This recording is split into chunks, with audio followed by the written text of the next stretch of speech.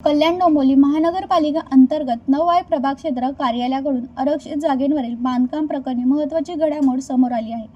समाजसेवक सौरव सिंग यांनी आरक्षित जागेवर झालेल्या बांधकामाविरोधात कारवाई होत नसल्याचा आरोप करत दिनांक 17 फेब्रुवारी 2026 रोजी उपोषण करण्याचा इशारा दिला होता। या संदर्भात त्यांनी 1 फेब्रुवारी 2026 रोजी पत्र दिले होते। या पार्श्वभूमीवर महानगरपालिकेच्या 9 प्रभाग कार्यालयाने पत्राद्वारे उत्तर दिले होते।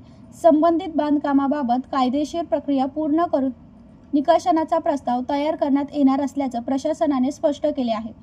तसेच प्रस्तावित कारवाई प्रक्रियेत असल्यामुळे 27 फेब्रुवारी रोजीचे उपोषण करू नये अशी विनंती पत्रातून करण्यात आली। दरम्यान प्रशासन प्रत्यक्ष कारवाई कधी करते याकडे स्थानिक नागरिकांचे लक्ष लागले आहे। आरक्षित जागेवरील बांधकामाचा प्रश्न मार्गी लागणार का हे पाहणं महत्त्वाचं ठरणार आहे। परंतु सौरव सिंग यांनी नमूद कालावधीत कारवाई न झाल्यास पुढील मार्च महिन्याच्या 9 तारखेला मुख्यालयासमोर तीव्र आंदोलन छेडण्यात येईल असा इशारा दिला आहे। प्रियंका गायकवाड, जनशक्ती, कल्याण।